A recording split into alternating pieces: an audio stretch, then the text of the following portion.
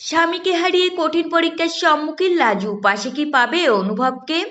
দুষ্টু মিষ্টি হাসি কান্না মানবিমানে ঘেরা কোণে দেখা আলো ধারাবাহিকের যে নতুন প্রোমো প্রকাশ্যে এসেছে তাতে একেবারে মন ভেঙে গিয়েছে দর্শকদের।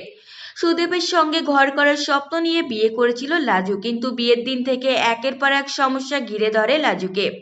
এরপর কলকাতায় ডাক্তারি পড়তে আসা থেকে শুরু করে অনুভবের কাছাকাছি আসা লাজুর জীবনে ঘটে যায় একের পর এক নতুন ঘটনা। এই সব কিছুর মধ্যেই নতুন প্রমোয় দেখতে পাওয়া যায় বিধবা বেশে লাজু। শাখাপালা ভেঙে মাথায় সিঁদুর তুলে সে সেই শ্বশুর বাড়িতে পা রাখে। শাশুড়ি মা অপমান করতে শুরু করে, পুত্র শোকে কাতর।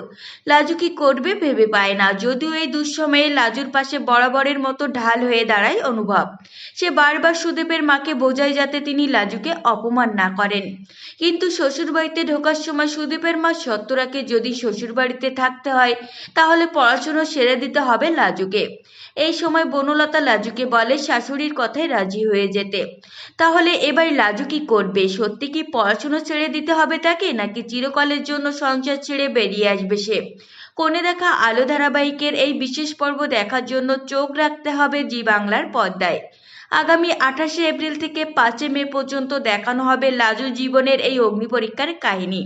তবে লাজুকে এইভাবে দেখে একেবারেই ভালো লাগেনি দর্শকদের।